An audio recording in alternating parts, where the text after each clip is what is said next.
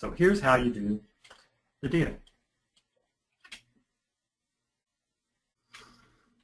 Now the points that I'm going to share with you now, and all the details, they will serve as your master framework for a number of things. They're going to serve the framework for your communications with your client. In other words, as you talk to your client in initial emails, in the actual presentation phone call, and in your follow-up emails, all of the stuff I'm about to cover can be peppered into that. All right? When you do your client closing calls, this stuff I'm about to cover can be used for that as well. When you draft your agreement, all of the points I'm going to cover can be used in the agreement.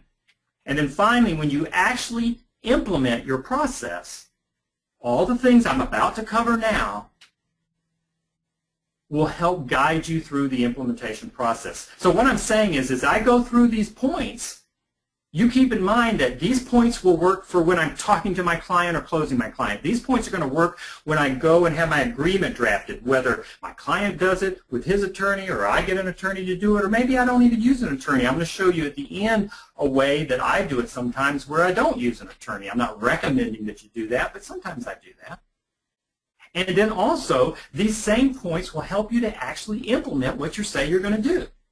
You will be a better Amazon seller just as a result of going through this formula that I'm going to share with you. So again, it's product, people, process, and profits. We're going to talk about product now. So here's the deal. You're looking for a client, and you can tell this to your client, I only want to do one product. You will have already researched the product on Amazon, so it's got to be one that meets all your criteria. We went through the criteria last week. Perhaps the product has some variations, meaning may have different sizes and colors and flavors. That's okay. But it's still just one product. Don't go out there and find a company or distributor or a partner, whatever, who's got 22 different products and you try to take them on all at the same time. Don't do it. It'll make it harder for you to close the deal. It'll make it harder for you to produce the results to impress your client. And it's just you're setting yourself up for a big fail. One product, that's it. Make that one work. And when that does, you come back and start working on the next one. The price range of the product should generally be $18 to $50 when you first start doing this. As you get better at it, you can branch out. Something that's hard to do if you're doing solo Amazon sales. But as Danny talked to you last week, you know, you could be selling $150 coffee makers. You could go up into different price ranges because you're not investing any money. It's someone else who's going to be taking care of that. But for right now, I suggest you focus on finding a consultant situation where your client has a product between $18 and $50. Choose a product category that you are absolutely, truly in love with. You're interested in it. Don't go sell women's clothing if you just have no interest in it whatsoever. Just don't do it, because you have to get too intimate in the marketing process and the copywriting and the images. You have to get too intimate with it in order to be successful. And if you're not into it, it will be boring for you and you will fail. Amazon has to already be selling similar products successfully. In other words, somebody else has to have already paved the road before you. Don't try to sell a product on Amazon that's some new thing. Nobody's searching for it. It may be great, but this is not the kind of program to launch new ideas. It's the kind of program to sell just everyday stuff that people are looking for on Amazon already. You're just jumping into the same stream, so to speak, with a better product. But it's not, you're not breaking ice here, nothing new here. The client's engagement level must match your estimate of the ranking challenge that you're contemplating. All right, that may seem a little confusing, but let me explain. If someone has a beauty product, you know that's a very competitive space. If they seem kind of interested and they're willing to, like, yeah, well, we'll try it. We'll try it. That's not going to be good enough. They're going to have to be just absolutely committed to this and very enthusiastic about it and have the depth of resources to tackle such a challenging category. So you need to estimate how challenging you think the ranking of this product is going to be and make sure that the client's engagement level is enough to allow you to have success. Now, if they've got a product that's in a a category that's not that competitive, and you think, wow, I bet if they were to just promo out, oh gosh, maybe even 50 products, that would probably get them up on page 1. The client doesn't have to be quite as resource rich, and the engagement level can be lighter. But you just have to kind of match that up. Think about it. I'm going to use the analogy more later. Think about it as climbing Mount Everest, okay? Only the difference is you're not really sure how high the mountain is before you start climbing. You can kind of guess at it, but you're not absolutely sure. So you make your best guess, and you make sure that the person you're going to climb the mountain has the depth of resources necessary to get where you want to go. Because no matter how good you are, if they poop out halfway, the deal's done. And I had that happen to me. That's why I stress it so much. I was so excited about the product. Tough category. It was in the pain category, pain relief. And they were excited. We hit a big bump in the road. And after that, they didn't have the depth of resources to provide more inventory for us to rank on the first page. And it was a big fail. Let's talk about the people. For the people, you want a client or partner that you feel comfortable working with. That's a priority. More important than the product, because you're going to have to be talking to these people and communicating with this client on a pretty regular basis. It can actually be fun if you team up with clients or partners that are good people to work with. All of my clients, I wake up looking forward to talking to them, every single one of them. They're all unique in their own way, but it's just a blast, okay? When I'm talking to the Kenny Arnoff, I happen to have a music background, but, we talk a little music and we talk about the product, and he tells me all of this stuff about, the rock and roll industry, and it's just fun. And yet at the same time, we're doing this, the product, okay? And with each of the clients, there seems like there's some kind of a connection that I have with them, either over the product itself, and we're both interested in it, or the people, or the background, or whatever. It's really important to match up your personality with your clients. You want to make sure that you have a client or partner that's going to do their side of the deal, and you're going to tell them in the call, when you talk to them, exactly what you expect from them. We're going to do a call in a minute. I said this before, but you have to make absolutely sure that they have the depth and the resources needed to make the deal work. I'm going to detail these in a minute. You need to make sure that a client or partner that needs you as much, if not more, than you need them. Actually, that ends up being the case most of the time. It seems like, an investor really needs you more than they need, more than you need them, because they're really looking for a way to make their money grow. And you could go out and find lots of people who have money that could invest, but they're not going to be able to find many people that can do this special type of business that you do on Amazon. That's going to be hard for them to find. The very few that there are out there. Until I did this course, it was like hardly anybody. After I do the course, there may be just a few dozen people that actually go out there and make the loophole work for them. A client or partner that is responsive in communications, or will assign a point person. Sometimes if you get a contract with a corporation, it's really hard to have the appropriate level of communications with one of the top executives because they're busy, they're doing other things, they're selling in other channels, and they're just too busy. If they will just do the deal and then pass it off to a point person that you can deal with, you know, on a more frequent basis, everything's going to be fine. So make sure you discuss that in the beginning. I tell my clients and partners that they can reach me every single day from 10 in the morning till midnight, including weekends. That's what I tell them. Because you know what? Sometimes in this business, you have to do stuff at midnight. It's just all over the board. You can't have banker's hours. All right? So you tell them that you're available most of the time. It's not that you're sitting in front of your computer, but you have a cell phone, you do text messaging, you do Skype, you're reachable. You answer your emails. And you expect that level of communication with them as well.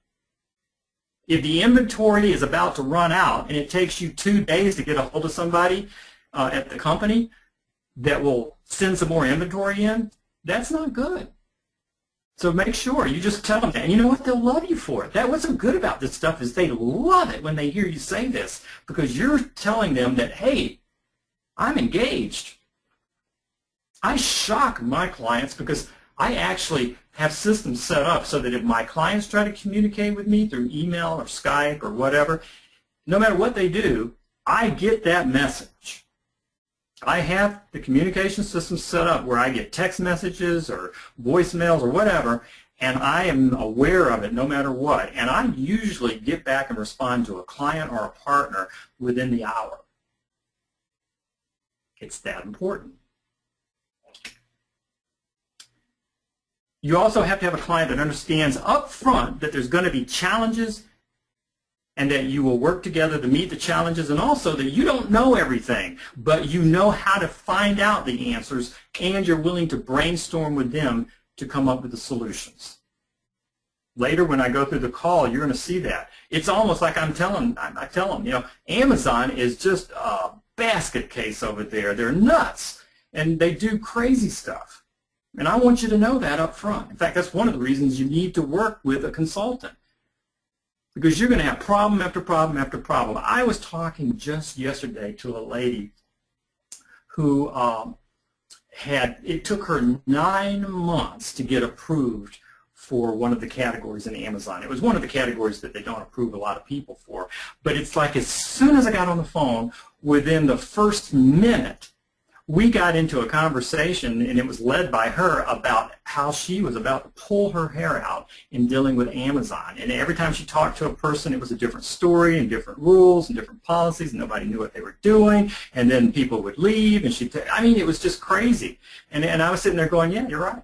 And she couldn't believe she found another person on the planet that actually understood what she had been going through.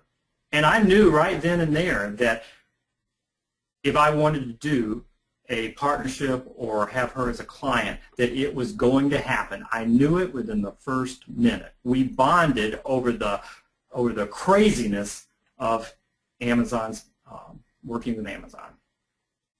So I tell people that because you know what? It's going to happen. Let's talk about the process. Your client must be willing to do the following Amazon process. It's a very predefined, specific way. They're either going to do it or it's next. You're just going to move along to the next person. They will, by the way, they will detect that in the way you talk to them. They will detect a certainty that you have about expressing what you do. And you can actually use what I'm going to give you here as a script and just read it if you want. And they're going to appreciate that. It's like, if you want to do this, I know how to do it. It's a process. It's product, people, process, and profit. That's what it is. I say that to them over and over again, all right? And if you want to do the program, here's the way it works. And if you do it, it'll work. If there's anything in here that's not going to fit in your world, Tell me right now, because it may be best that we just don't do it. So again, what we're going to talk about going forward can actually be the basis of your contract or your agreement. Here's what we're going to cover: the strategy, the deal, the inventory, how to deal with promos and ranking, the ad costs, seller central, the roles that you'll play and your partner or client will play, communications, product revamping if you need it, handling of reviews, the resources and materials that you're going to need, the marketing disclosure that you're going to give, marketing opportunities that will be available to you, how to handle termination, how to handle the situation if your client sells their company. We're going to talk about some crazy stuff, and everything that I'm going to talk to you about right now, you can talk to your client about it as well. None of this stuff is off the table. In fact, I talk to my clients, my prospective clients, and even my partners about all of this stuff just as I'm going to present it here. So, the strategy. And I tell my clients and partners this. We're going to use what I call the climb Mount Everest strategy. This means that there is a single goal, and none of us know exactly the challenges that we face just yet. Our mantra must be just do whatever it takes. We understand that the summit is achievable, and by that what I mean is reaching the top 3 rankings, or at least page 1, for several of the primary keyword phrases that potential customers are typing in and looking for products like yours. But we do not know how steep the climb is. I can give you a guesstimate. And we also don't know how many Yeti that we're going to have to conquer along the way. Amazon's going to throw all kinds in our path, and our competitors are going to throw all kinds in our path. And we just need to be ready to deal with them. What is known is that no one else in our category is going to be as acutely focused on the goal or the strategies. No one will do it more intensely than us. How does that sound for a strategy? Wouldn't you want to be on my team? Because that's what I'm going to do. Your client is already sold. They're going, holy cow, I've never talked to anybody that just lays it out. It's like, we're going to climb the mountain, we're going to fight the Yeti, and no matter what it takes, we're going to get to the top. But yet he's also telling me he doesn't know everything that's before him. But whatever it is, we're going to work together, and we're going to conquer, and we're going to get there. You want to climb the mountain with me? Okay, the deal. Here's the deal. You agree to give an exclusive for the first product on Amazon. I don't want to have any side sellers. And if there's any there, we're going to have to get rid of them. You agree that if the product, number 1, the first product that we start with, if that product is successful, then future products will be done much the same. And we're going to go ahead and agree on the first 3 products that we'll tackle. But let's just pick one. I want to know, what is your best seller now? Not necessarily your best seller at Amazon, but what's your best seller right now? You're selling in grocery stores maybe, you're selling in other outlets on your website, trade shows, whatever you're selling at. What's your best seller right now? That's the one I want to start with. And then the second product I want to sell isn't your second best seller. The second product I want to sell is the product that is most related to the one that we make a bestseller. Because sometimes a company will have kind of related products. And the reason you want to go for the related product as the second product is because the one that you get to the top, you can then use certain strategies to push those buyers so that they buy the related product. So it's as if though one product has climbed the mountain, is at the top of Mount Everest, and can reach down with their hand or with a rope and pull the other related product up. So that's the second product I want to do. And then for the third product, the same thing. If there's another related one, fine. If there is no related product, maybe they're just best seller that they have out in the marketplace or the third best seller. And you're going to kind of agree on what those products will be.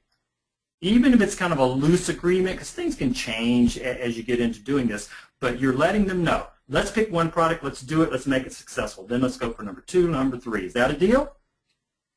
Great. You agree not to authorize secondary sellers. And you explain to them why.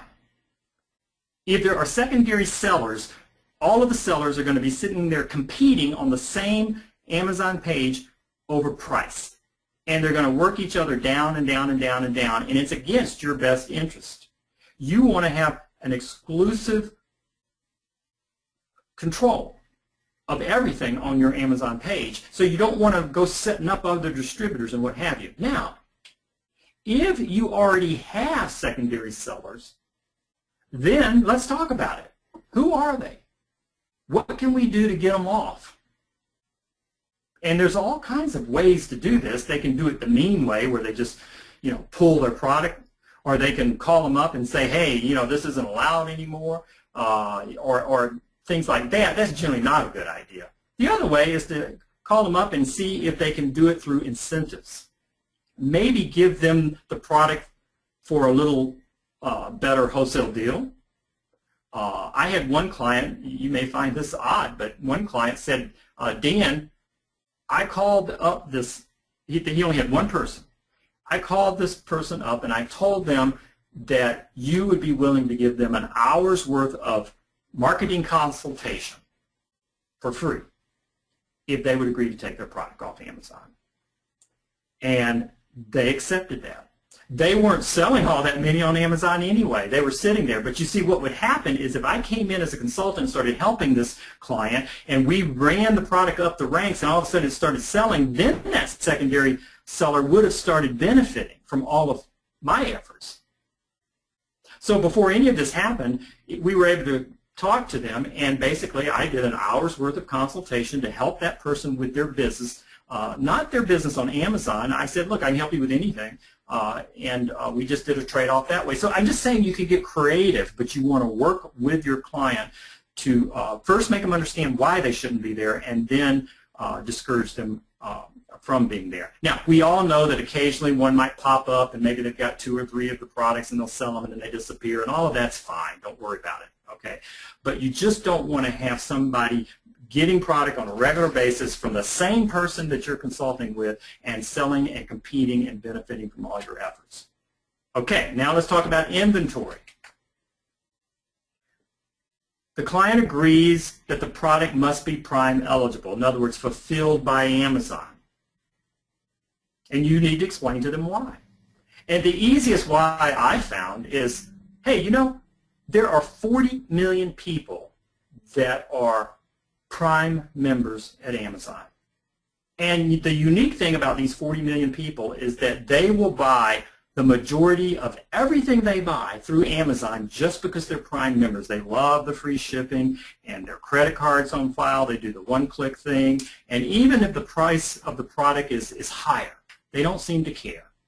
And they'll come back and they'll say things like, well, I kind of get it, but I've got to pay them a fee for doing this, and I could just ship it myself, and we don't mind doing free shipping either. And I'm saying, yeah, but guess what?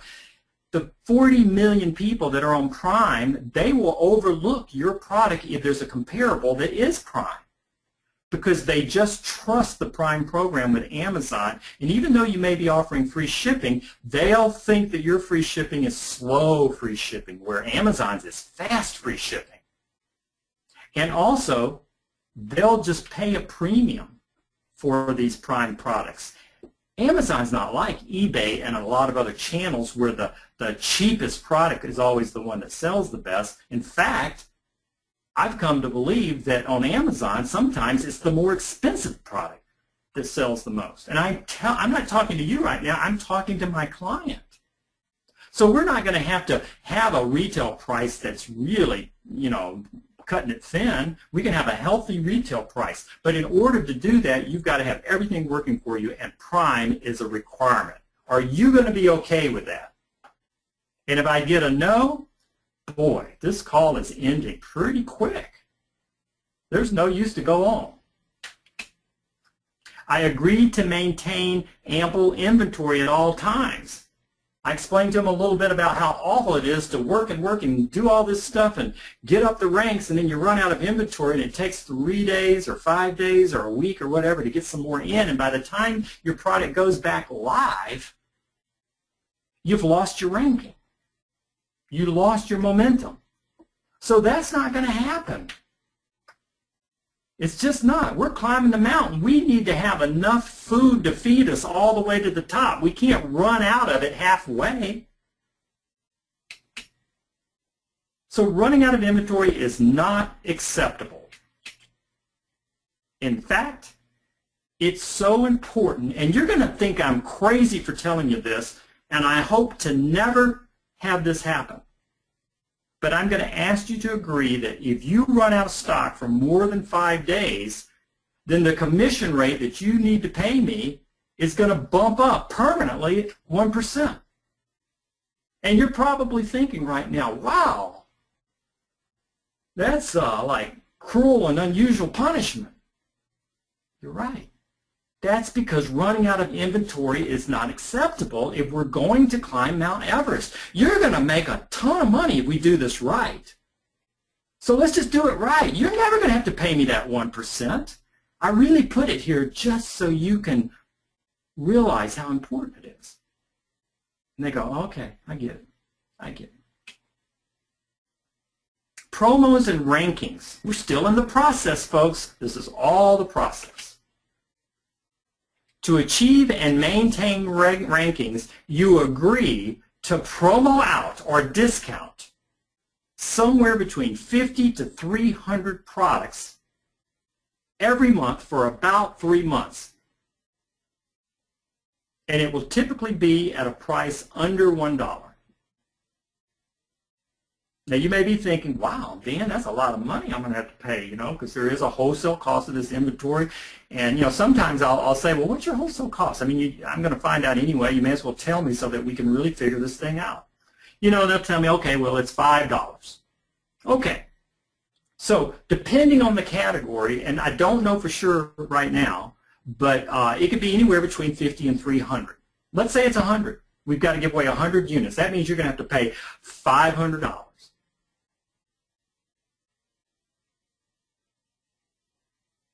That's not a lot of money. You probably spend more money than that on paying programmers and doing pay-per-click ads and just whatever ads you do and just other marketing stuff all the time. And when you go to trade shows, I bet you give away all kinds of products and you print up, signs and flyers. You spend all kind of money. So this isn't a lot of money. See, the thing that's cool about Amazon is there's not a lot of things to spend money on. I'm going to tell you specifically what you're going to spend money on in just a minute, but right now I'm going to tell you that it's going to be the cost of the product that you give away that is part of your marketing expense, and it's going to be the best money you ever lost. You're going to lose your way up the ranks, and then you're going to make a lot of money because you did it. Now, I never give away one more product than I have to. I always tell them that. I just don't. So if we only have to give away 150 products in month 1, then we'll do that. We'll give away however many we have to do, and that'll move us up the ranks, and we'll take a look at where we're at. And if it doesn't quite get us where we need to be, then I'm going to be on the horn saying, hey, we need to do another campaign of some sort and do some more promo codes and get some more people buying this products. And we may have to do this for 3 months. Or we may have to do it only one time. I don't know for sure, but you need to be ready for a maximum of 300 every month for 3 months at under $100. Never had a single person balk at that. Okay, you agree to discount at cost as many products as necessary, totally unlimited. Let me explain what I mean. We may have to literally give away product in the beginning to earn some rank. But once we get up where we kind of need to be on page 1 for some of our keywords, sometimes we might start slipping back down. I mean, in general, the theory is that you get yourself up on page 1, and then the retail customers, Amazon customers paying full price helps to keep you there. But it doesn't always. And sometimes, and especially if it's a really competitive area, sometimes you have to do some more discounting and sales in order to get your unit sales up. So I'm telling them, forevermore, we will always have the ability to sell product on Amazon at cost. So we'll figure out what your cost is, including what you have to pay Amazon, and maybe it ends up being, you know, about half price. What I'm saying is that I want to always have the ability to do a promotion. It might be on Facebook, it might be with some database or lists, it might be with some other partners and connections I have. But when we do this, I want to have the ability to sell your product at cost. You're not going to lose any money, you're not going to make any money, but you're going to earn rank. It's really smart. Now, by the way, I do want you to know that I'm going through the process with you right now. In a moment, I'm going to go through a call with you because there's an order of things that you need to tell the client so that this makes sense to them. They don't know, yet why you're discounting and how rank works and everything. When you actually do the call, you tell them that early on. You'll see that in just a moment. I'm just wanting to make sure right now that you understand the process of products, people, process, and profits. Okay, let's talk about Seller Central. The client agrees to open and maintain a Seller Central Pro account. In the client's name, it's going to run you about $40 a month. Many of them will already have this. I was really surprised. One corporation had already put their products up there. They had about 15 different products up there, and they were just going, and I logged into the account, and guess what? They were operating on a free account. I couldn't believe it. So anyway, you just need to make sure they have a pro account. Client agrees to grant you the full access to the Seller Central account, including all sales data, financials, the whole Megillah. Client agrees to have limited people authorized to engage in the Seller Central. It's really best if there's one person on their team and one person on your team, and those are the two people that do stuff in Seller Central. You don't want to have too many cooks in the kitchen, so to speak. But if it's 3, you just make sure that you lay out what the roles are. You can do this in this area, and I'll do this in this area. And if any of these crazy things happen, make sure before you do anything, talk to me first. I'll probably know the best way to do it, and if I don't, I know a couple of thousand other people that I can ask, and you do too. Client understands the consultant will be proactive within Seller Central account on a regular basis. The consultant will keep the client apprised of important modifications in a timely manner, but I will not be required to seek approval to make edits and to take actions. We're driving this dune buggy, and I'm the one that's at the steering wheel. Okay? That's how I earn my money. And if I need to suddenly turn left, or if I need to suddenly hit the brakes, or turn the lights on, I don't want to have to track you down and say, hey, is it okay if I turn left? Because by the time I get the answer, it could be too late. So the way it's going to work is I'm going to do what my expertise tells me to do. And if it's something critical or that I feel you need to know, I'll shoot you out an email or text message and I'll let you know. And if there's a big issue over it, we can always undo it, but that's the way it has to be, because you can't be in a situation where you're always seeking approval to do this and approval to do that and approval to do that. You can literally do whatever you want in the account as long as you let them know. The roles. This is your role and their role in Seller Central.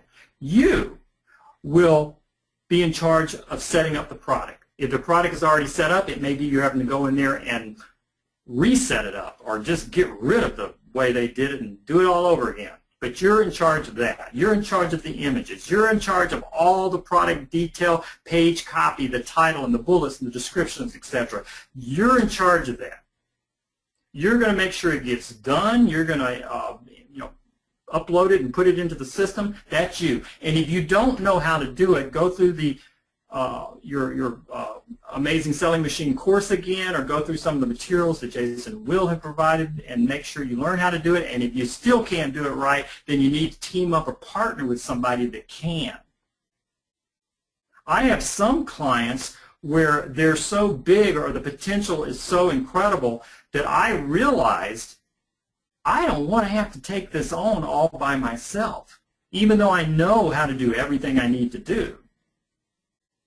It's better for me to sometimes take my share and I do a sub-partner along with my client to get the job done. Now, I don't necessarily have to tell my client that, hey, look, I'm also partnering with this other person and they're going to do that. In other words, that's not all that important. Sometimes I do, sometimes I don't. It just depends. I'm just saying, look, I'm the person in there doing it, and if I don't know how to do it, I've got to find somebody else to do it. So if you're not good at doing images, then that's something that you can just outsource at a good, a place that does good image work. Okay, don't ever shortchange your images. Okay, don't go by how cheap somebody would do the images. Go someplace where they do them really, really, really good, unless you can do it yourself. Okay, it's really the same on all this stuff. Copywriting. Boy, if you're not good at copywriting, then get somebody that is. It makes a big difference. And it also impresses the heck out of your clients. I have landed accounts literally with the images. I had one where everything was just golden and I really wanted the account. And the way they had their product image displayed on Amazon was really pretty boring. And they sent me some samples of their products. I said, why don't you send me some? And they sent them to me, and I got out my camera, I took pictures, I positioned the product in some really good ways. I'm really good at Photoshop. I spent like a couple of hours in there, and by the time I was done, man, this product just looked like $1 million. I still didn't know for sure if I was going to get the account. Sometimes with a corporation, even if you convince the main decision maker, they still have to get it approved by the board, and there's other people. So the CEO was pretty convinced, but he had to convince everyone else. Well, I sent him just one image of the way I was going to display his product, and it was like, holy cow, it was like, that was it. He walked in, showed that to the board, and he says, look, here's the way we had it looking, here's the way this consultant, and he's going to do this kind of thing on everything. And it was like the next day, it was like, let's do the deal. I don't know anything more. Get it with an image. You will set up and manage the promo codes and the Amazon ads. You're in charge of that. They will enter in their credit card and make sure that the Amazon ads can be funded, but it's going to be you that sets it up and runs it and manages it. They will be in charge of the inventory, financial matters, and most phone communications with Amazon. If something goes screwy in the account and customer support is needed, you talk to your client to make sure they understand what they need to say to Amazon and whatever, and you just coach them a little bit in that. Or if you don't know what to do, just kind of brainstorm with them a little bit about how to handle it, and then ultimately they make the call. That's it. On rare occasion, you might, get on, with them and let them still make the call, but you're listening in case you have to chime in, and you can do it that way. But most of the time, it's them doing direct communication with Amazon. Both of you will work on customer issues. The client is going to handle the day-to-day issues, except when there are issues such as complaints, bad feedback, bad reviews, and refunds. Those kinds of issues, you want them to notify you unless you should already know, because you should be getting the same notifications they're getting through Seller Central. But if you don't, or if they bump into something, if there's anything that's bad, maybe they notice a bad review before you do, then you want to make sure that they get on the phone with you and you brainstorm the best solution for handling it. I don't want to spend a bunch of time talking about how to handle all these things, but there is a good way and a bad way to handle all this stuff. And you can find that out from your other courses and what have you. But if something happens, You brainstorm, figure out the best way to resolve it, and then generally they implement the resolution. And you really have to train them on this. This is the one area where I've had clients, initially when they start working with me, they just jump in, and if there's a bad review, you know, some of them would just pop up and they would make a comment on the review, and they kind of have a negative attitude about it, and it would reflect on what they would write, and just various different kind of issues. And it's like, don't do anything fast.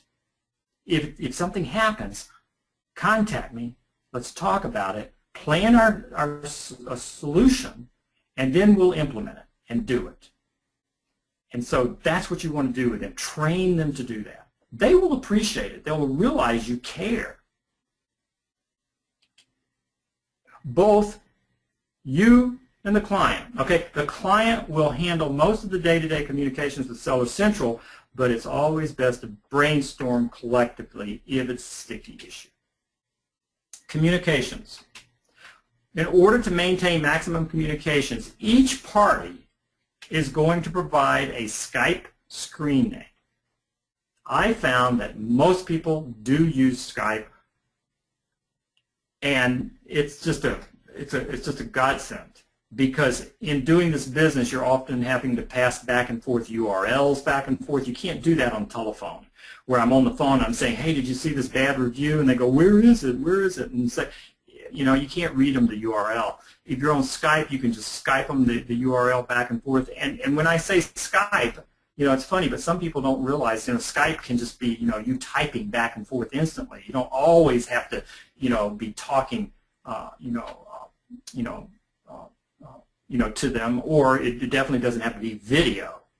So by Skype, I just mean you've got an instant way to go back and forth. And if it's not the CEO or somebody like that, just somebody on their team that you can get to. You need to have a primary phone number, an after-hours phone number, a mobile phone number with permission to send text messages to them anytime, an email address that they will respond to, a mailing address, and you let them know that as a consultant that you will always respond within 24 hours, but you probably will respond within 2 hours. That's how important this is. If you're climbing a mountain, somebody slips over the edge, you don't want help 24 hours from now, right? You want it like in 2 minutes. Product revamping. Sometimes you need to do this, sometimes not. And there's kind of two areas of revamping. One, sometimes the product is fine, but it's just the way it looks on Amazon. And you can kind of tweak the packaging in the image without actually changing the package in reality. Like I had one lady had a product, I think I told you about it last week, it was a popcorn. And she had picked really ugly colors, kind of browns and yellows, and it wasn't appetizing.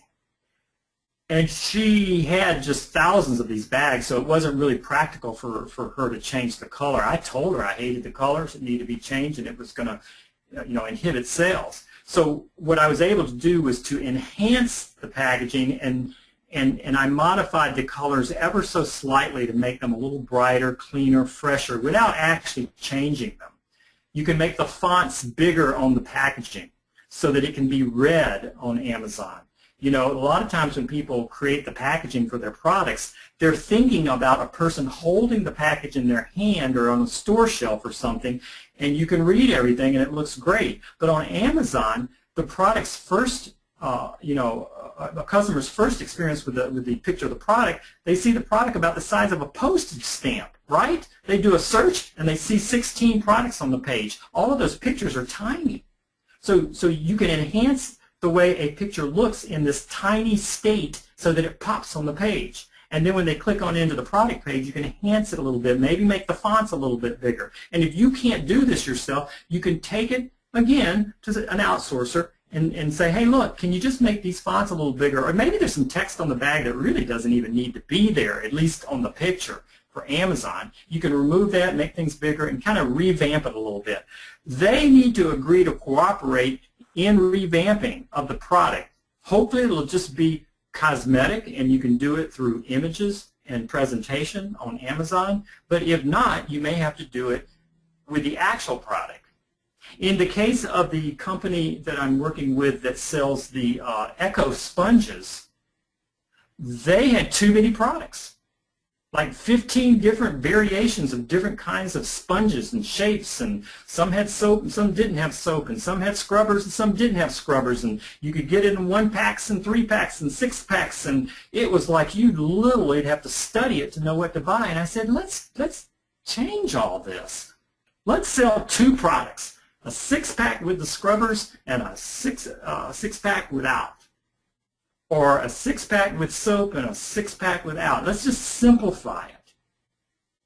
And boy, when I said it, it was like, gosh, you know, it's like we kind of knew we needed to do that, but sometimes they need somebody to tell them. So if you feel the product needs revamping in any way, tell them. This might include different bundling, different packaging, different pricing.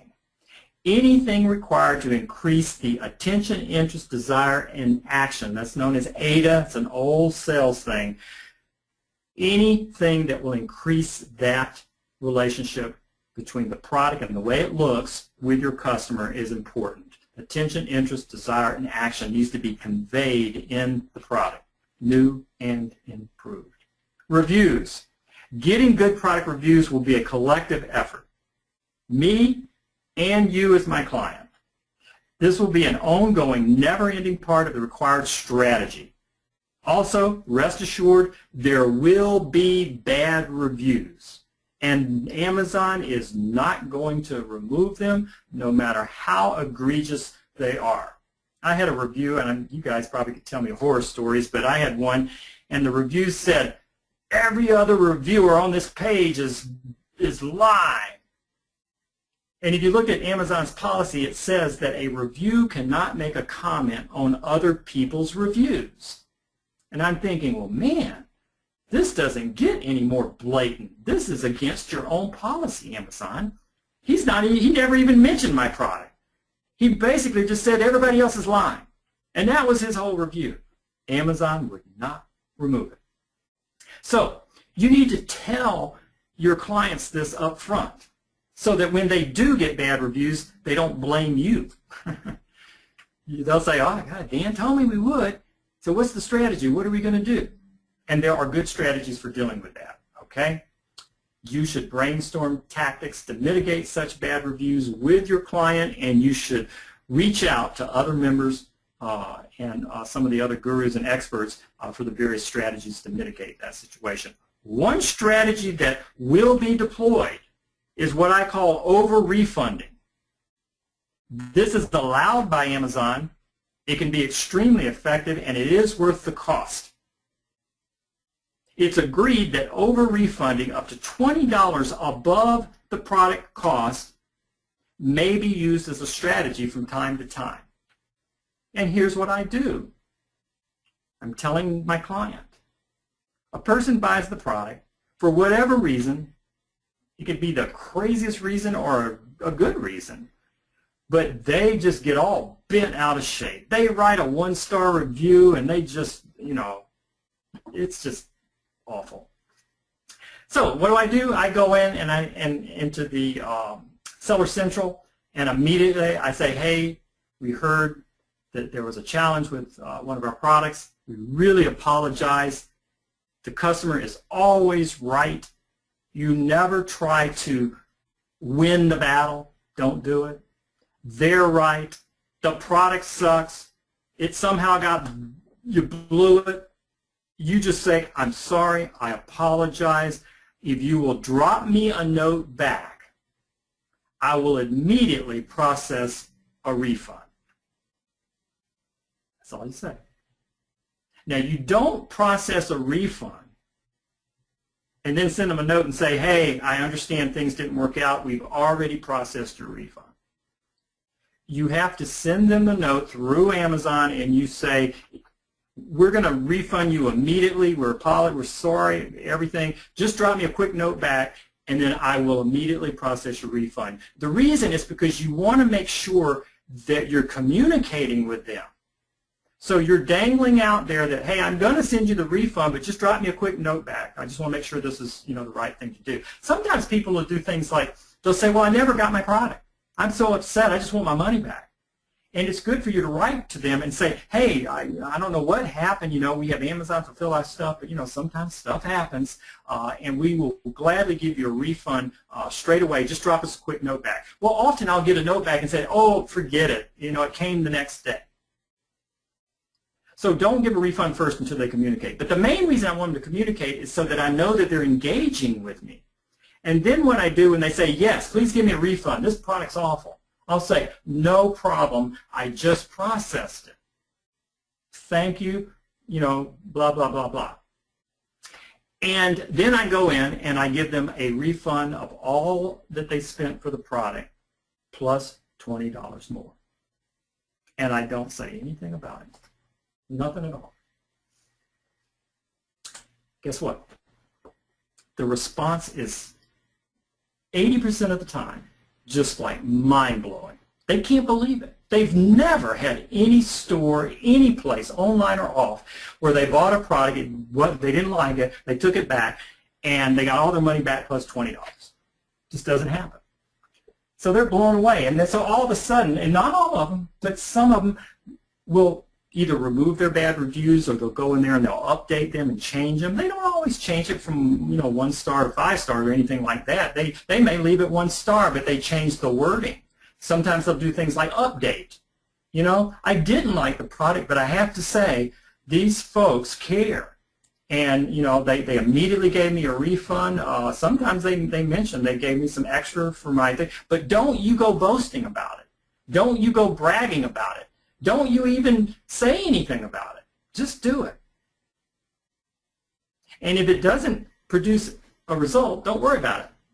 It's the best $20 you'll ever spend, Mr. Client. And they go, gosh, that's brilliant. That's brilliant. I give away $20 every single time somebody asks for a refund. Okay, client agrees to acquire at least the first 10 4- or 5-star reviews. Why not ask for this? Here you've got a client, let's say they already have the product on Amazon, and you're looking at it and it's got 1 review. And maybe this is a corporation, whatever. And you're thinking, do these people, do they have the ability to build a corporation and hire staff and do all this stuff, but they don't have the ability to get 10 people to go to Amazon and say that the product's great? You see, that's not the case. The reason, they just never thought to do it. So since it's important and since that's part of your job, go ahead and ask for it. I tell them, I say, look, there's a bunch of strategies that I need to deploy, but I can't deploy them until we have at least 10 4- or 5-star reviews up. So we got to get that done first. Call your mom. Call your next door neighbor. Tell your staff that they need to go buy a product and write a review and get at least 10. And you'll get them. You'll get them every time. So there's your first 10 reviews. It's also your first 10 sales. By the way, on reviews, also tell your client that whoever's logging into the Seller Central, that they can't write a review. And also inform them that you can't write a review either. Because sometimes they might think, well, geez, why don't you do it? Let them know that. Let them know that Amazon does monitor, who's selling the product, and they don't allow the sellers to actually write reviews themselves. So on the reviews that they get, it needs to be friends, connections, and people who are not associated with that Seller Central account. Okay, the resources and materials. This may seem small, but it's super important. Anything that's necessary to complete the consultant's job must be made available in a timely fashion. This is stuff like all the product materials, the descriptive copy, whatever images that they have. If they've got them in Photoshop layered files, they need to send them to you. Sample products, you tell them, look, I got to get sample products. If they're already up on Amazon, then maybe you can get them through there, but generally I just have the client send them to me. And I always tell them, I say, look, Don't just send me one. I need more than one because I'm going to actually probably use one. Like if it's a sponge, I'm going to go in my kitchen and scrub around with it, and I need to really experience it. But I need another one that I haven't scrubbed with because I might need to take a picture of it and use it as the actual image on the site, or send it to this other person. You've got somebody else doing for you. But anyway, you need to have all this stuff. I even tell them, I said, look, rather than trying to decide what to send me and what not to send me, I said, send me everything. Let me decide whether I need it or not. Everything that you have that's related to this product in any way, just send it to me. Even if it's old copies and old ads you've used and this, whatever. Send it all to me. And then provide them with your address. Marketing disclosure. Mr. Client, it's imperative. I have to be aware of any related marketing, whether it's online or off, in other channels that you might be doing for the same products. Do you have ads out there? Do you have your product on store shelves? Are you running commercials or infomercials? Have you done blog posts? Send me the URLs. I need to read them. Are you doing stuff on social media? Are you doing any Facebook marketing? Do you have sales reps, distributors, affiliates, resellers, wholesalers? Whatever you're doing out there in the marketplace that has anything to do with the product that I'm going to be helping you with, you need to let me know what it is.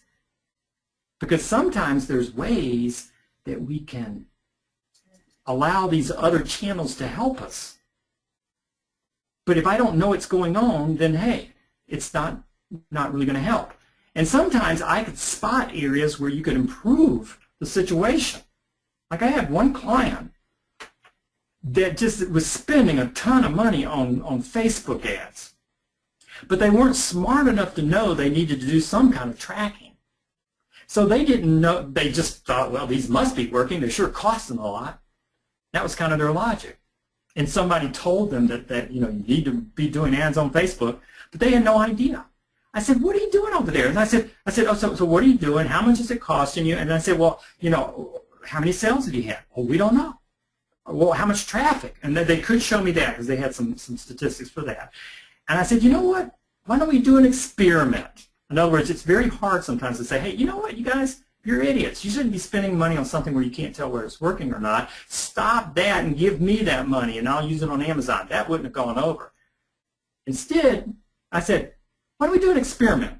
Why don't you put your Facebook ads on hold for a couple of months, all right? And let's take that same amount of money, because I know you don't want to spend more money than what you're already spending. Let's take that same amount of money, and let's do it in this way, where it drives traffic and sales to Amazon.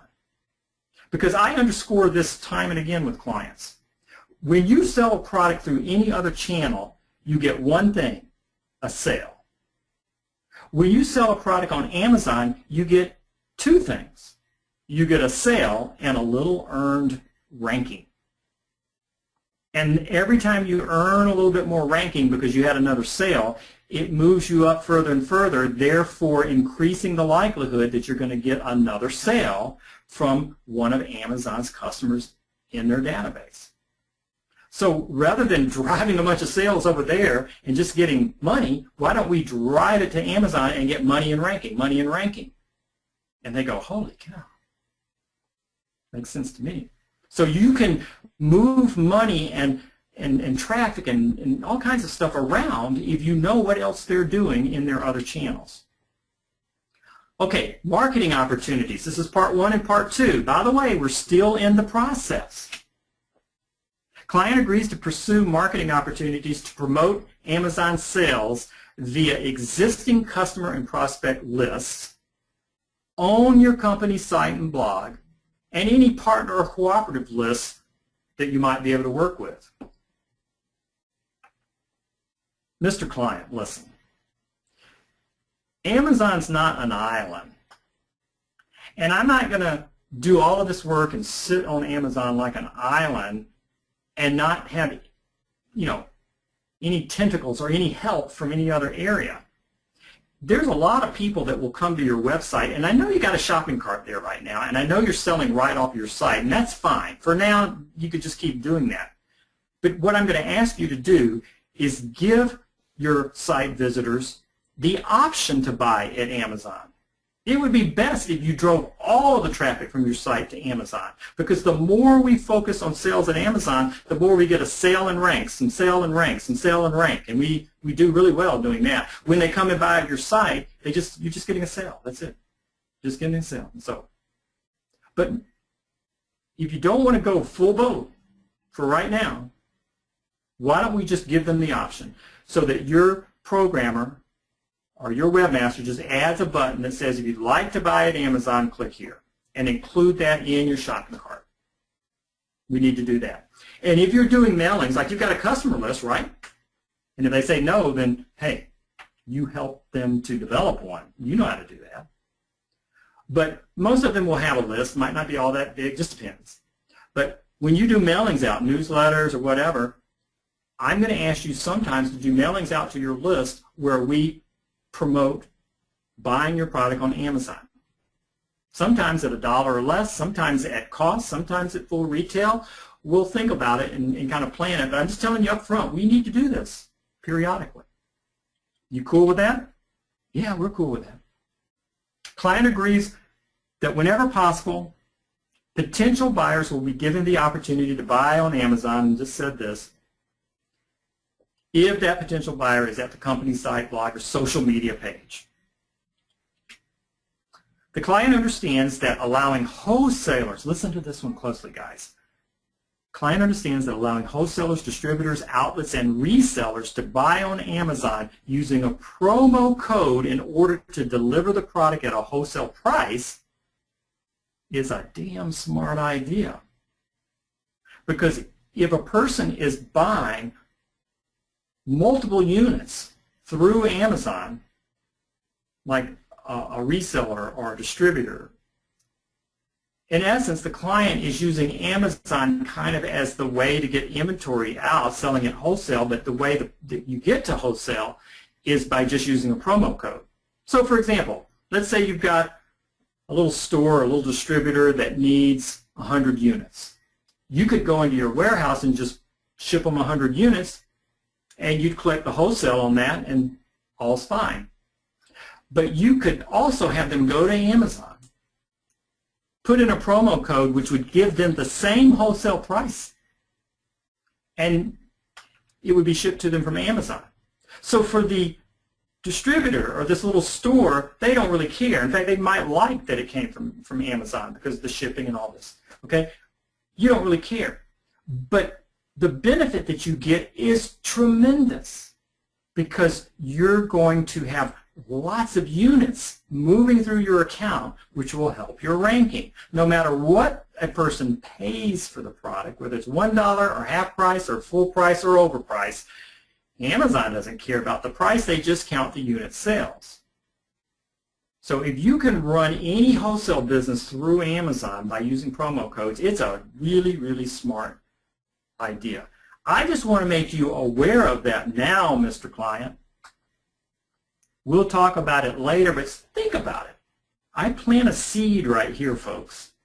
I don't push for them to do it. I explain the concept and the benefits, and I say it's a smart idea, and then I say seed's been planted, we'll talk about it later.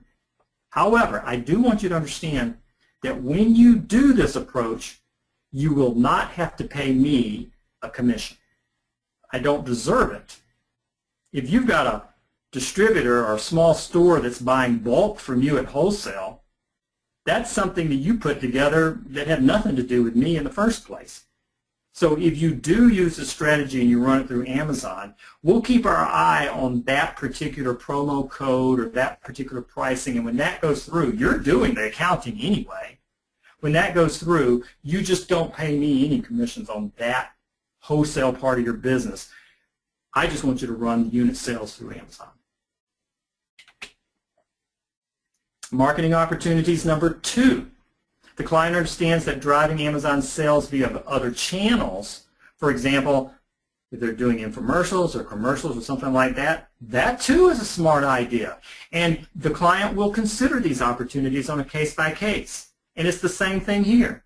Look, if you're doing commercials or infomercials, Why have them call your 800 number and then you ship out of the warehouse? You can have them just go straight to Amazon and buy from the commercial and have Amazon ship it. You won't have to pay me any commission on that either, because I didn't set up these commercials. I had nothing to do with it. And those are your customers, and you deserve to keep all of that money. I just want you to run it through Amazon. And they'll go, okay, we'll think about that too. Client understands that giving away product through contests, through charities, samples, and all that, that can be done via Amazon too, using promo codes. This too is a smart idea, and the client should consider this on a case-by-case. And again, as your consultant, I'm not going to charge a commission. What have I done here? I'm basically trying to get unit sales through Amazon. I don't care if I don't make any money off of these bulk orders, because if they're running a bunch of bulk orders through their account, they're going to be ranking really, really great, and I'm going to be making a ton of money from all the customers at Amazon. They're going to see them top ranked and buy at full retail. It's win-win-win. Termination. In the event sales do not materialize or sustain themselves, despite all of our efforts,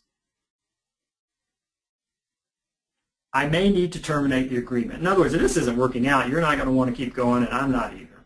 Okay? So let's just lay out how we part. And that way, when we part, we'll still be friends.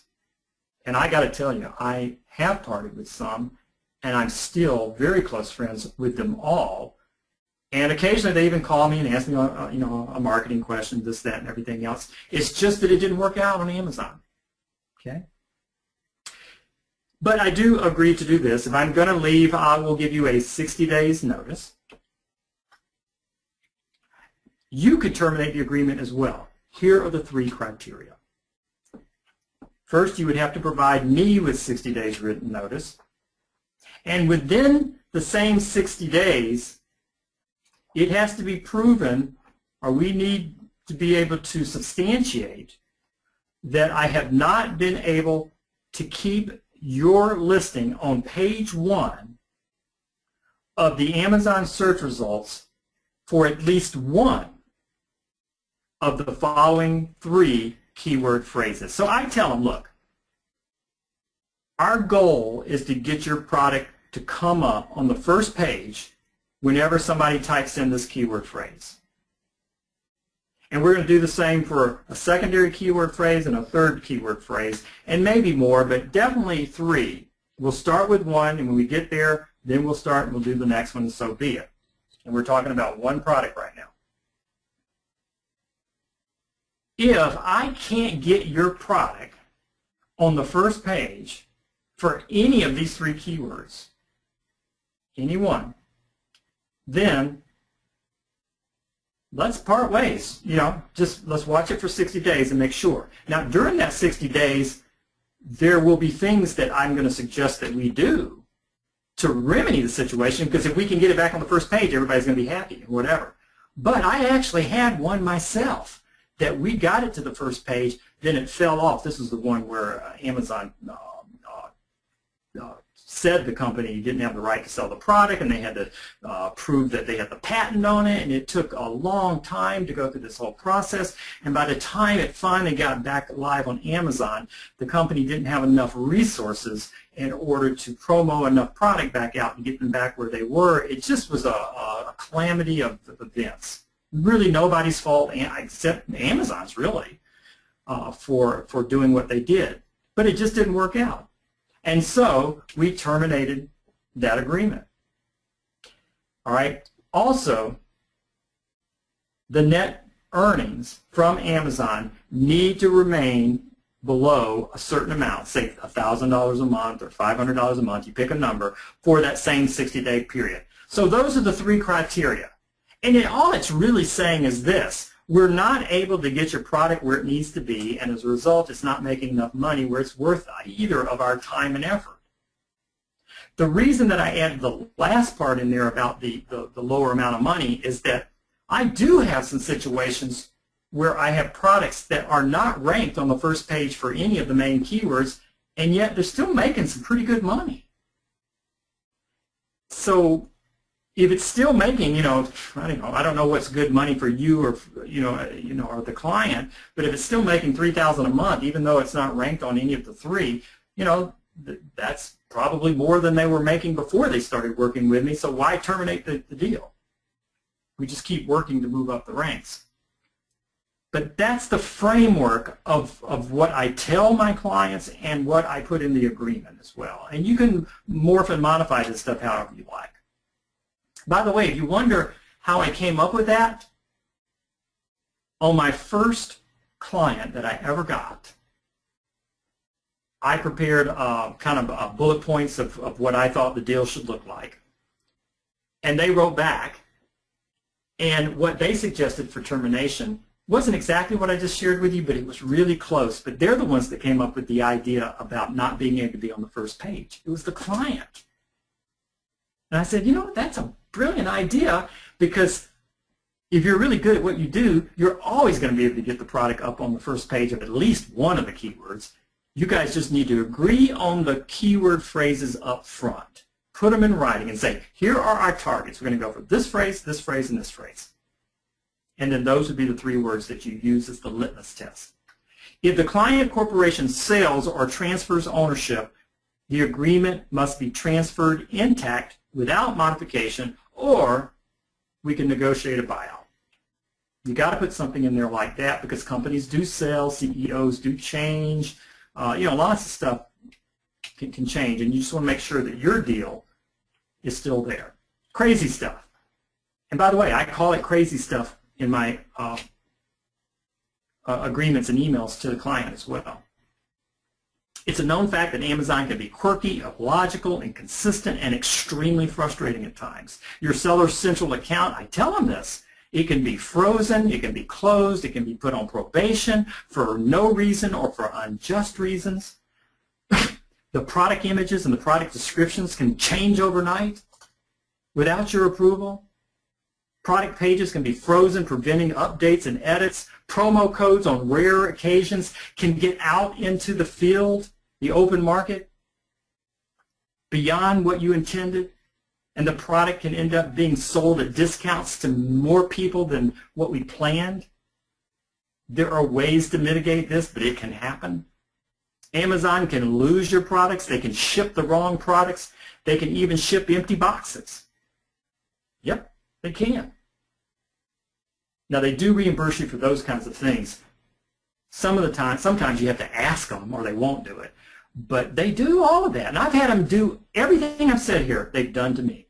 In addition, customers and competitors can post bad reviews and just do wacky stuff to mess up your life and your account. This all sounds bad, but on the other hand, Amazon can, for many products, deliver more customer sales daily than virtually any other channel you might try. And Amazon customers will almost always pay higher retail prices than any other channel that you're going to sell in. And for many sellers, it ends up being a love-hate relationship. And that's certainly what it is for me. I love them and I hate them. But in a lot of ways, I love them more than I hate them, because it's because of all of this wacky, illogical, quirky, frustrating stuff that the client needs me to help them in the first place. The lady I talked to yesterday who'd been fighting with Amazon for 9 months, I didn't have to explain to her how frustrating it could be. She was just like open arms, ready to give me a kiss and a hug, because now she'd have somebody else to fight the frustrating monster. Crazy stuff number 2. All this said, it is one of the primary reasons you'll sell more products and make more money with me as your Amazon consultant. There are solutions and workarounds and ideas that will help mitigate all of these challenges. Now, whenever an issue arises, we'll first say a few curse words. But then it's time to brainstorm the solution. And while you as a company will be able to reach out to your staff and executives for ideas, on my end as your consultant, I happen to work with over 2,000 other Amazon sellers in a group that provides support and first-hand experience. And I also work with some of the top minds in this field. I say this myself. And I can get any question answered within 24 hours if I don't already know the answer or the best path forward.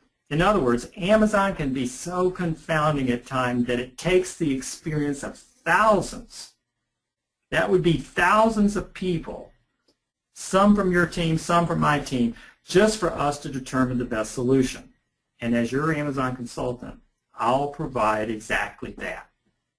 You see, you don't have to be somebody that's got like a ton of background or experience or anything, because you're able to use the group that you're in as something to point to as really being an asset.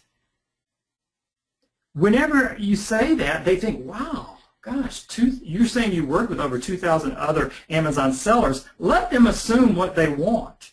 Some of them might think that you're consulting with them, or you're the consultant for them, or you're the teacher of them, or you're, in a, mastermind groups with these people. It doesn't matter. All you're really saying is the truth. That you work with over 2,000 other Amazon sellers in a group that provides support and first-hand experience, and also that you work with other top minds that are experts in Amazon, and that you can get the answer to literally anything that's going to happen within 24 hours. They love that. Commissions. Commissions may be paid monthly to me as your Amazon consultant as you receive revenues from Amazon. Okay, this is going to go into your account and you'll be able to process that through your accounting. Payouts as you pay me must include a spreadsheet that has transparent accounting of the calculations that you've used to arrive at my commission. If Amazon delays a payout, that's understood. And they probably will from time to time. But if they delay it, don't worry about it, because you'll be able to delay mine as well. All commissions are a percentage of the payout that you as the client receives from Amazon. I get 25%. If they mail you a $1,000 check, you owe me $250. That's it. The reason this isn't scary, and you can say it proudly, is because if they're selling their product through Whole Foods, or they're selling it through Walmart, or they're selling it through almost any other channel, they're probably paying a commission or a fee in order to do that. Or if they're selling it on their site, they're paying money to get the traffic to come, which is through advertisement. There's a cost of doing business. And all you're doing is saying that you're going to represent them on Amazon exclusively, and for doing all the stuff you're going to do, that you should get paid as well. And 25% is certainly reasonable. Now, if they balk at that, you can come back. But the fixed commission rate shall be 25% of the Amazon payout. Now, a reasonable range is between 15 and 25%. Occasionally, you can get more. But you got to remember now, they've got the cost of the product. They've got to pay Amazon, the 21% or so for fulfillment and FBA fees and all of that. Okay, and they also have to pay for ads. They have to pay for some special labeling. I'm going to go through that in just a minute. They have other costs. So you getting 25% is actually, it's pretty healthy. The alternative tiered commission rate, I don't ever go into this unless they balk at the 25%. And to tell you the truth, I only have one client that I had to do this with, and I did it only because I really felt that the product was a winner, and every other part of the process just was perfect. But the way it works is this. You can say something like, well, look, I'll accept 15% until we hit this benchmark retail.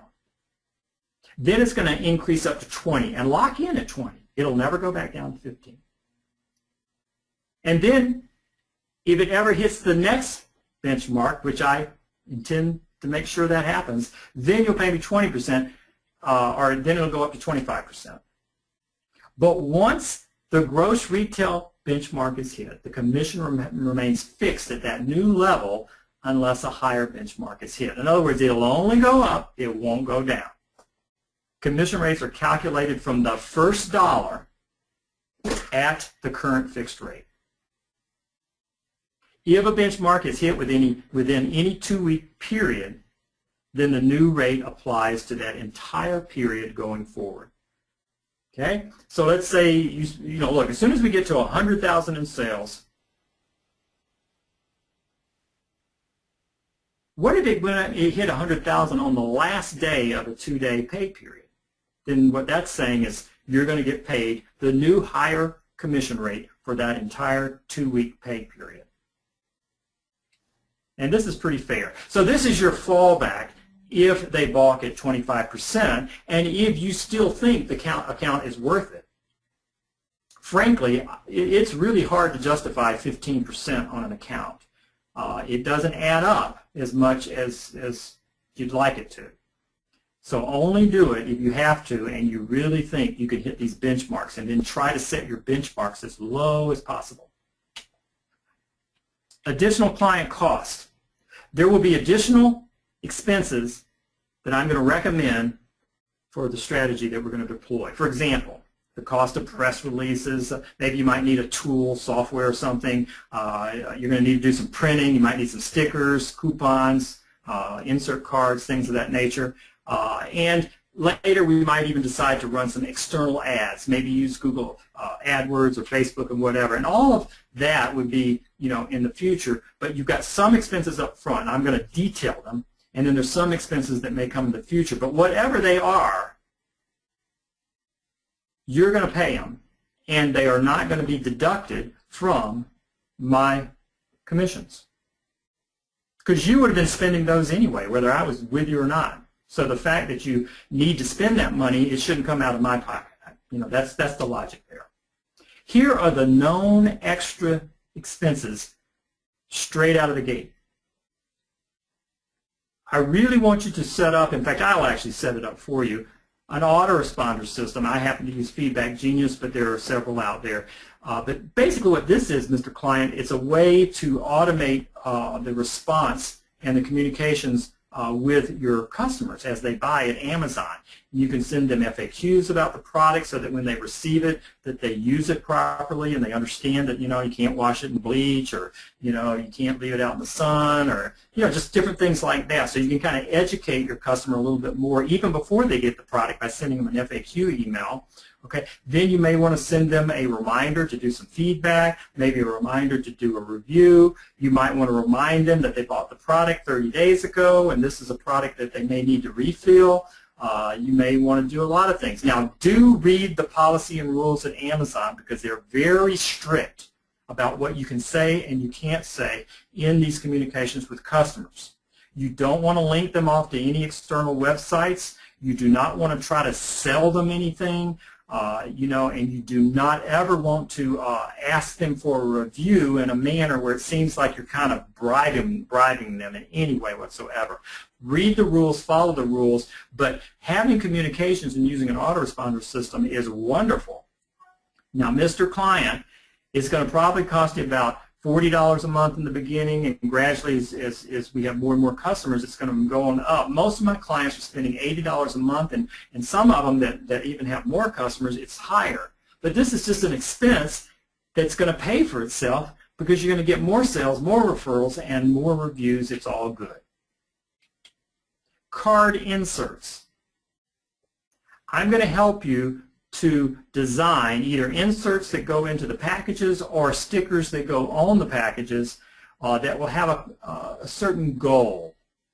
Either the goal will be to get the customer to reorder, or to get the customer to share this through word of mouth with maybe their neighbors or friends. Okay, and these will be inserts that will go right into the package and basically say something like, thank you for buying, and if you would like to share this with some of your friends and neighbors, we have a 10% discount or 20% discount code, things of that nature. It's an insert promotional card designed only to secure another sale, and it's really important on the card that you say something like, this is only good for purchases at Amazon, just Amazon, because Amazon doesn't like it if you try to take a customer and convert them to another channel. So just make sure that it's clear that this is a closed loop. You're just merely trying to get a customer to buy more things at Amazon. If they can't do an insert, stickers are great, and you can put a sticker on the product. I love stickers. And pretty much that's it. You can help to design the message, you can discuss it, but there's going to be a cost for that. It's not all that much. Follow-up postcard mailings. You do get the street addresses of all of your customers, and you can export those from Amazon, and you can import them into systems that will actually send out postcards. And we're not going to do that straight away, Mr. Client. But I want you to know it's a great idea, and after we get a whole bunch of other stuff up and running and working, that's something that I think we should sit down and get set up and do. So you're telling them up front that there are some hard costs, and that's that.